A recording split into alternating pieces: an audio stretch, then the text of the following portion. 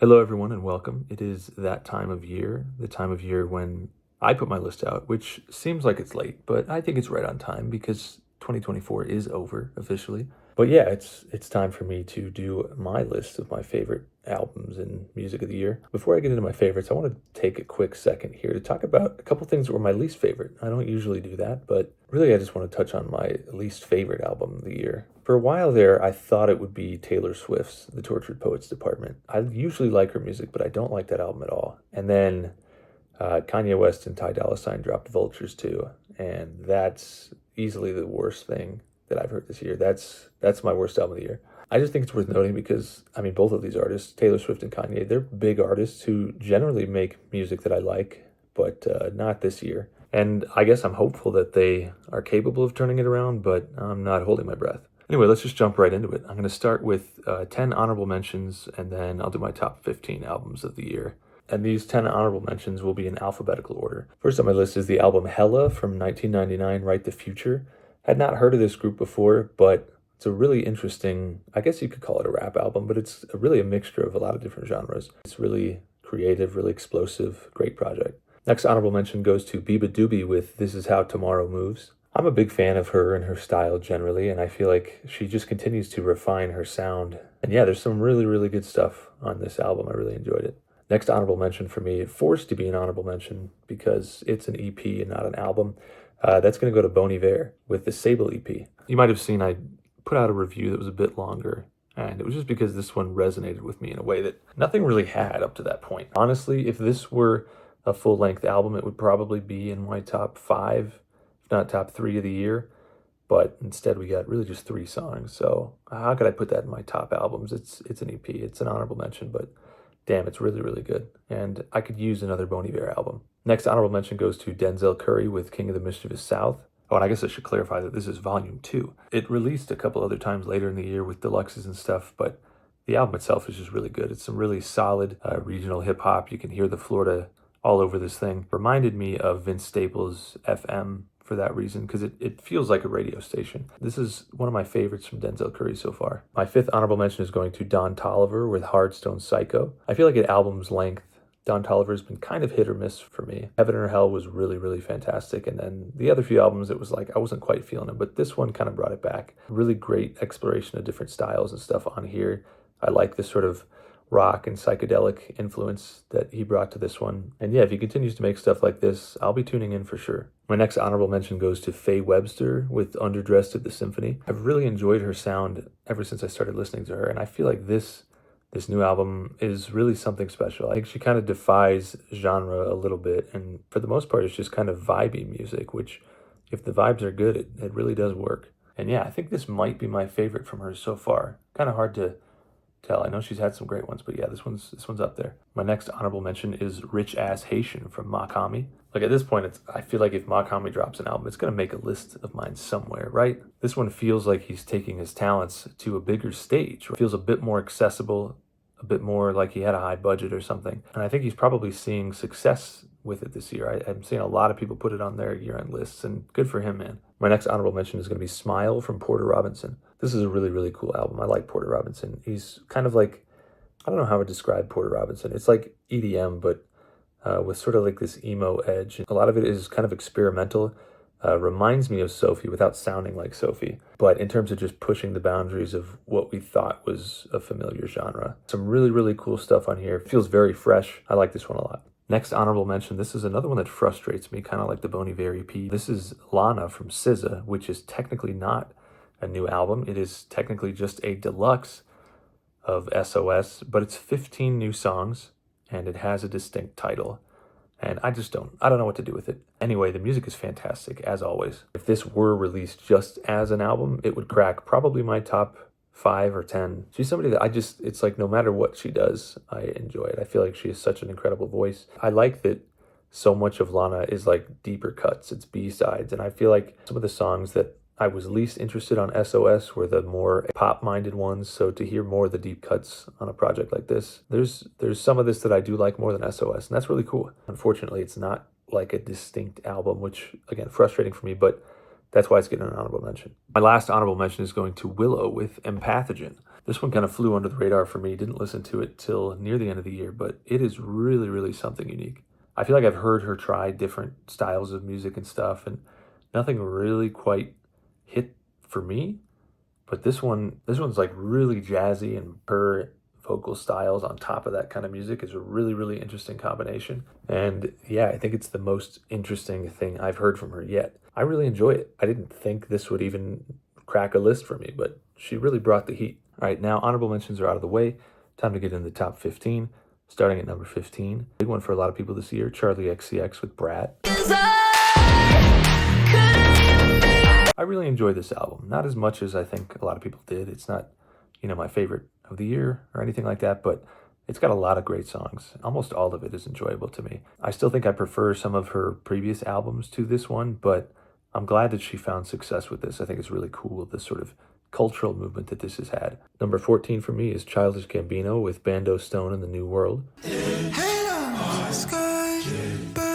he kind of released 2 albums this year. The first, Atavista, was basically just a re-release of what he gave us a few years ago. And I wasn't a huge fan of that album, but Bando Stone, this one was really, really good. He's getting back into rapping, which I've missed from him. Still doing the different sonic things, the sort of adventurous sonic stuff that he did on Awaken My Love and Atavista. And I just think it comes together really, really well here. Next at number 13 for me is Still Praying from Westside Gunn. I'm off the top rope, I feel like Westside Gunn has slowly become my favorite rapper in Griselda. I just think the consistency is really something, and this one is one of the better albums I've heard from him in a little while. I know I said in my review that if the word pray is in the album title, you're in for a good one, and that's definitely true here. His catalog continues to grow. He's releasing music all the time, but a lot of it is really good, and this one is probably in the top 3 or 4 for me of his albums. Next at number 12, I've got Short and Sweet by Sabrina Carpenter. You're so dumb and definitely my favorite pop album of the year. I know Sabrina Carpenter isn't technically a new artist, but she feels like a new artist. I think that this was a huge breakout year for her. I think her charting singles, Espresso and Please, Please, Please, are really fantastic, and I think there's a lot of other great songs on the album too. And yeah, it does not overstay its welcome. It really is short and sweet. I don't know what more you could ask for from a pop album, but that's my favorite of the year for sure.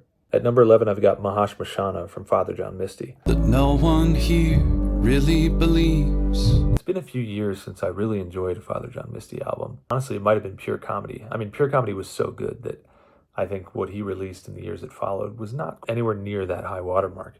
Mahash Mashana is the closest that he's come, and it's still, I don't know if anybody could top Pure Comedy if you had that in your catalog, but this feels like as inspired as he's been since that album. I really enjoy this one. I think the songwriting's great. I think he's trying some new things sonically, which is also really great for me. Some people might not like it as much, but this is checking all the boxes for me. All right, now we're in top 10 territory, and my number 10 album of the year is My Story Got Stories from Bruiser Wolf.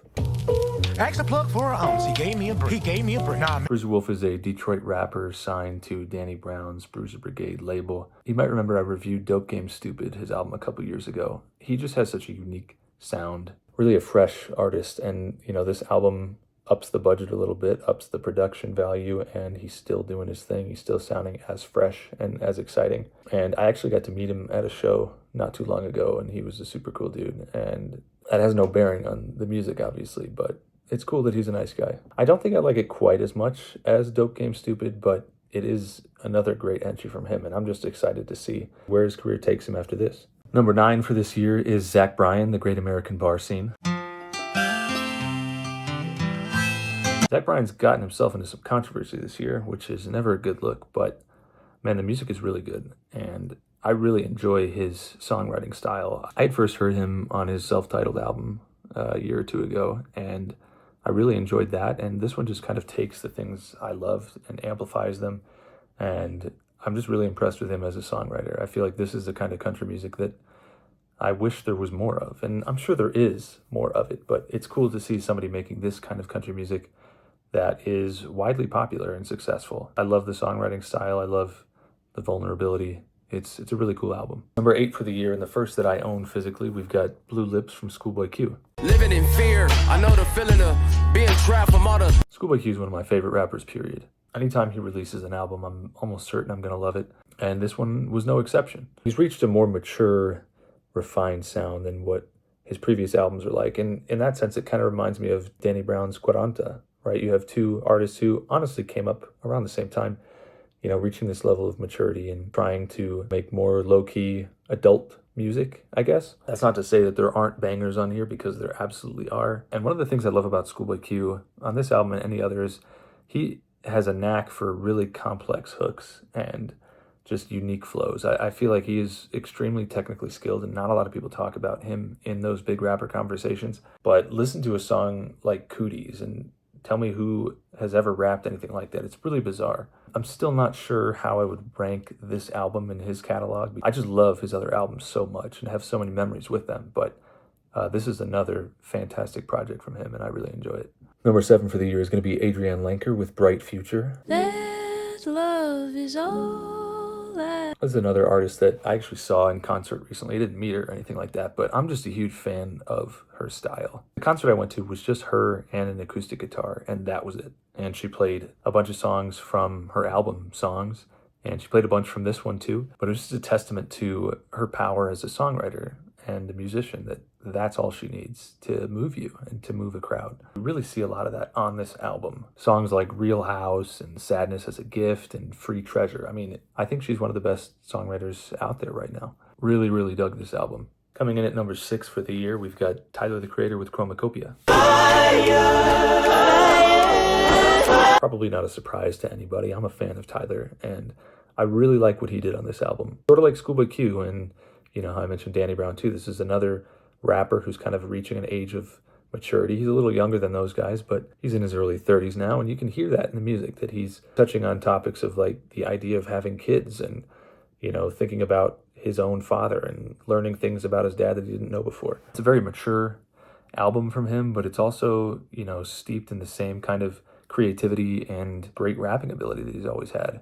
A lot of fantastic features on here, as you'd expect. It's another great album from Tyler. And like I said with Blue Lips, I don't know how this one would rank in his catalog for me either. I'd need to spend more time with it, but it's fantastic, and I've been listening to it a lot. All right, now we're in top 5 territory, and my number 5 album of the year is GNX from Kendrick Lamar. Load up the Pro Tools and press 3, studio filled with Jack. Man, it goes without saying that Kendrick had a very big year this year, decimating Drake in the rap battle, the beef. And then he was like, you know what, here's an album, and it's another great album. It's less conceptual than some of his other albums, but that's not to say that there isn't a concept, because the concept here is sort of a love letter to LA. I think it plays into the beef, right? That he's telling people like Drake that they can't mess with Kendrick and they can't mess with LA. He's channeling Tupac on some songs. He's got production that reminds me of guys like E40. There's a lot of, DJ Mustard, obviously. Amid all these radio bangers that this album has, there's a lot of deep cuts with fantastic rapping. I mean, Reincarnated is an incredible storytelling track, as is The Heart Part 6. I mean, it was honestly a pretty good move for Drake to try to do The Heart Part 6 as his diss track. But now that Kendrick has released it, and it's a song kind of chronicling his come up and talking about his relationship with TDE, no one's going back to Drake's. I mean, I wasn't going back to it anyway because it's kind of embarrassing, but Kendrick absolutely owned that one. And yeah, Whacked Out Murals is like the latest entry in this beef, where he's just talking about the aftermath of everything. I don't think it is, like top 3 or 4 in his catalog, because again, Kendrick has just made so many incredible albums, but this one is also really, really good, and I'm enjoying it a lot. Somehow in my initial recordings, I completely skipped number 4, but my number 4 album of the year is Yeet with 2093. I was never really into Yeet that much. I had heard some of his last couple albums, and there were a couple songs on there that intrigued me, and I was like, okay, so he has potential to do some interesting stuff, but he wasn't doing interesting stuff. And then this album came out, and not only was it interesting, it's just like front to back, pretty incredible. Obviously, he's playing with sort of this cyberpunk aesthetic theme with 2093 and talking about the future. Sonically, all the beats, the production is really spacey. It's really futuristic. And I don't know, it's like this album to me, I feel like deserves the kind of respect that Rodeo did. I got to figure out how to explain this, because I feel like both Rodeo and this album sort of take an existing subgenre of rap and kind of use its elements to create something entirely new. I feel like both of these albums are really atmospheric and something I've never heard before. I really, really love this album, and I can't say that I'm the biggest Eat fan. I certainly wasn't before this album, but this album has kind of converted me. He released another album this year that was also actually really good. Almost made an honorable mention for me, but 2093 is just crazy. Anytime I go back and listen to it, I'm like, damn, he really put all this on here. It's a very, very long album, but so much of it hits. I don't know. Could be a brain broken kind of moment like Playboy Cardi, but yeah, 2093 is absolutely a top 5 album of the year. And yeah, I think I would put it over Kendrick Lamar's GNX. I know that that's probably sacrilege to some people, but I'm really, really impressed with it. My number 3 album of the year is Tiger's Blood from Waxahachie. You can take it pretty far. Another country album. That's 2 in my top 10, which is kind of unusual, but I like it. Waxahachie's kind of a country artist, kind of like an indie folk, indie rock singer-songwriter type of artist. I've listened to her for years and always found, a couple songs on her albums that I liked, but this one struck me in a way that her music hadn't yet. I feel like her songwriting and the construction of like vocal melodies and stuff has kind of reached a peak on here that I don't think I've heard in her previous music. It just feels so warm and vibrant and alive. And the album titled Tiger's Blood paired with the album cover. For anybody who doesn't know, Tiger's Blood, at least in the American South, is a snow cone flavor. It's like a cherry and coconut or something. But I grew up in Texas for a time, so just hearing the phrase Tiger's Blood immediately throws me back to that. And I love that. It's a perfect summer album. And yeah, it was one that I was listening to a lot over the summer. And it's just fantastic. I was tuned into her music before, but I feel like this album really cements her for me and is going to make me maybe listen to some of her older stuff again with a closer ear, because this one's really, really special. All right, my number 2 album of the year is going to be Wylod from No Worries. You drove the knife through my pride. Their previous album, Yes Lord, is one of my favorites of the last decade. And one of my favorites from Anderson .Paak too, which is crazy because he's got a lot of great stuff, but pairing with Knowledge is incredible. And where that first one was sort of like 70s pimp themed, I mean, this one kind of carries with it that theme, but now it's kind of through the lens of Anderson .Paak on the tail end of a relationship, because I think he and his wife recently divorced, and a lot of the songs on here, he's kind of grappling with that loss of love and the end of that relationship. And it's interesting to add that kind of dimension of maturity to No Worries music, because there's still the fun pimp aspect that was there on Yes Lord. He's singing or rapping about getting your cheeks beat, which is a funny line, but it's it's on a song about losing trust and losing a relationship. And I just think it's a really, really cool project to do that, to combine that maturity, that stage of life that he's in, with that classic No Worries sound. And of course, Knowledge brings incredible beats throughout this. It's like front to back, just about every song on here is enjoyable to me. It would be extremely hard for this one to surpass their previous, in my personal preference, but it's also fantastic, and one that I've been running back quite a bit this year. And my number 1 album of the year, one of the easiest no-brainers for me in a while. It's JPEG Mafia with I Lay Down My Life For You. It's a little crazy to me that JPEG Mafia topped my list 2 years in a row. I don't know if anybody's ever done that before, but honestly, in retrospect, I think I might put the Lana Del Rey album ahead of Scaring the Hose. It's very close for me. This year, it is not close. This is my favorite album from him, period. And I feel like I say that about all of his albums, that each one is my favorite that he's ever made. This one, I genuinely don't know how he could do something better, but I'm sure he will, because he's insane. This album is just so electrifying and energizing. And as soon as I put it on, I'm like headbanging in my car. I'm driving 5 miles an hour faster than I should. I mean, obviously he's a rapper and it's like hip hop production, but this one, more than a lot of his other albums, has a lot of rock and metal elements and like chanting and aggression. It's really, really hard. I think there's been hints of it. There was a song on LP that sampled some wrestling dialogue and kind of a rock type song. And then on Scaring the Hose, you had tracks like Garbage Pail Kids that featured some heavy guitars. That was something I loved so much on that album. So to hear him take that kind of sound and be like, here's an entire album of that. This one it just blows me away. So many good songs. I love the aggression. And then there's, the more gentle songs like Either On or Off the Drugs, which that is like one of the most catchy earworm songs that I think he's made, and one that I've been playing nonstop. I mean, there's a lot on here that I play nonstop. I cannot get over this album. Anytime I was questioning, what's my number one, I'd play this one and it was like, okay, it's no contest. I don't know why. Why would I bother thinking it was something else? So shout out to JPEG Mafia, man. 2 years in a row, at least contemporaneously. I don't know if that holds up for 23, but man, this is probably the best album he's ever made.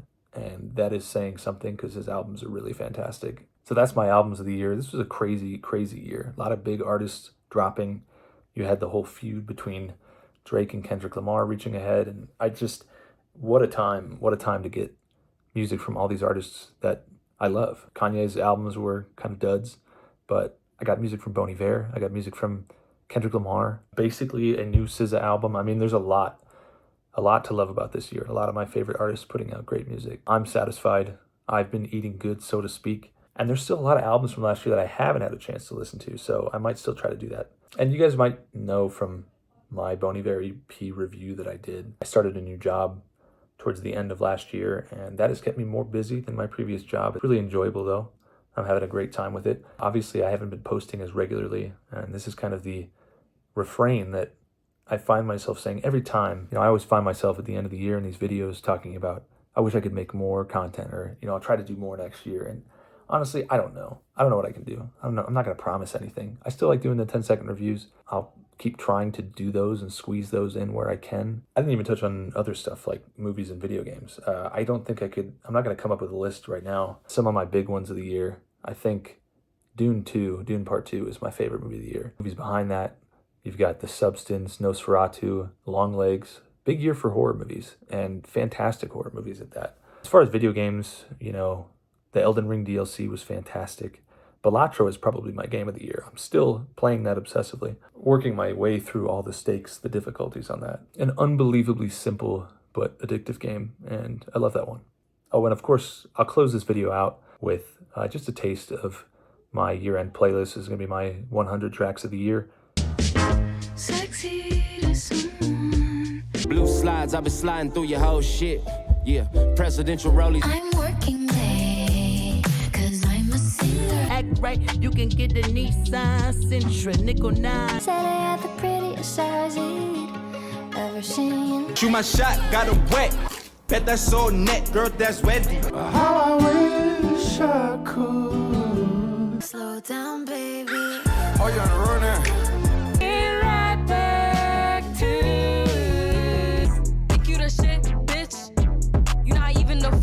That should be on YouTube as well as Apple Music or Spotify, whatever you prefer. Thank you guys for tuning in, and I'll see you on the next one.